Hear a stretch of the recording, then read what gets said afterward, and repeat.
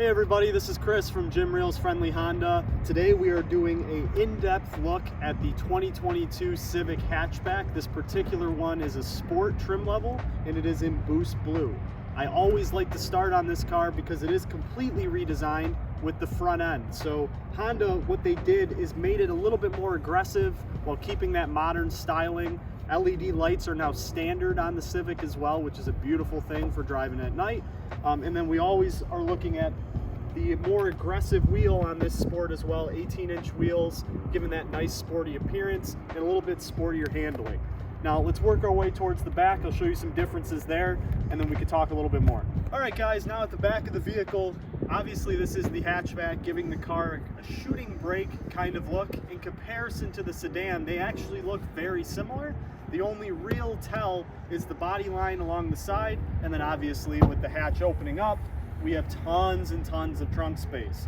Now, as we work our way towards the interior of the vehicle, which has also been completely redesigned, I do like to point out the hatch and the sedan, in terms of interior space, are going to be very similar. So seating position, leg room, that's all going to be the same, but really the hatch is going to give you the most ample trunk space and all that extra easier loading of cargo with the hatch here. All right guys, working our way towards the interior of the vehicle. Now with the Civic redesign, the entire interior has been changed from the previous Civic. So starting with the steering wheel, we're looking at a little bit thinner steering wheel, makes it easier to handle. It's also, in my opinion, a little bit more comfortable in the hands. We're also looking at different controls on the steering wheel now, and then obviously the inclusion of paddle shifters is still included on the Sport models. The headlights are defaulted to auto, which is always a nice thing to see, as well as your windshield wipers. All that remains relatively the same, just a slight redesign on the stocks. And then our center display now is reminiscent of the Accord. So we're seeing a lot of information now available, including the inclusion of traffic signs. So we can actually get our speed limit signs that will be displayed on our center display.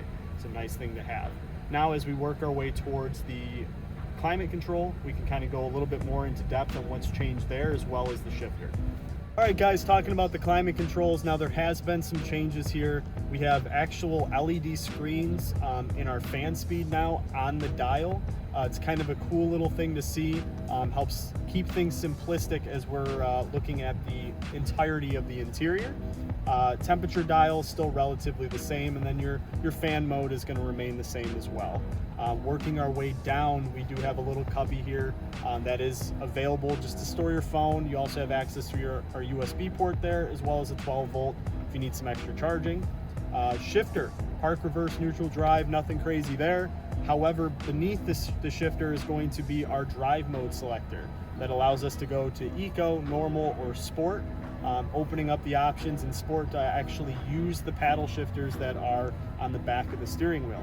Underneath our drive mode selector is the auto stop start off button. It's an interesting feature that some people love or hate.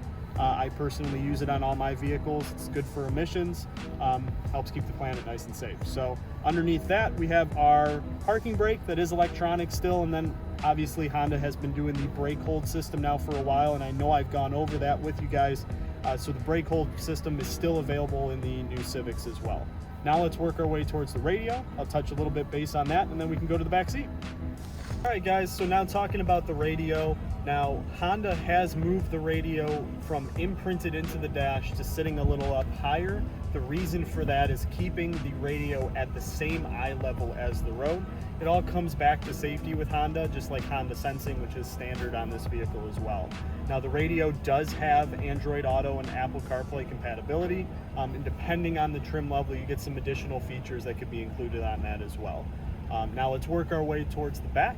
I'll show you the leg room in the rear, and then we'll finish up the video. All right guys, now in the back seat, you can see we have plenty of leg room here. Again, being someone who's about 6'2", 6'3", we got lots of space. I can sit comfortably, no issues there. The other beautiful thing with this car being a hatchback, it allows me to have access to the trunk if I do need to grab something, which is always a great thing.